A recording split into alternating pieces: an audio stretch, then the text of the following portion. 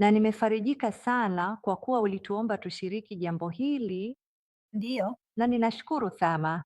Oh, nashukuru upo hapa. Naam, kama kuna chochote, yeyote ana maswali au angependa mimi. Tatizo ni kwamba kuna mengi sana. Kuna mengi mno. Na kama kuna jambo ambalo ungependa niliangazie zaidi, nitumie tu, nijulishe. Na vinginevyo, nitaendelea tu kama nilivyofanya.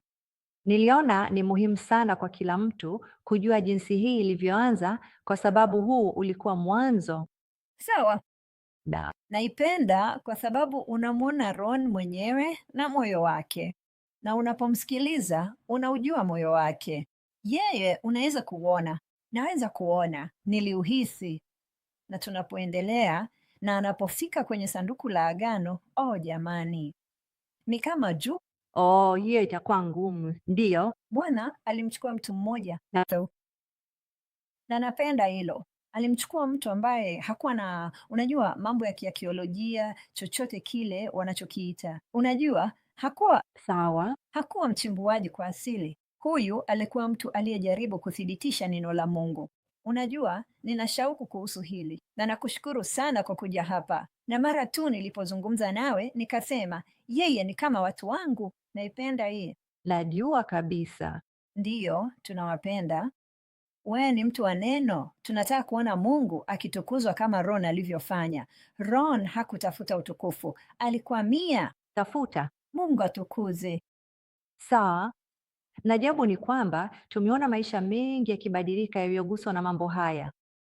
Na unajua, usemi ni kwamba Yesu angekufa kwa ajili ya mtu mmoja tu. Ndiyo.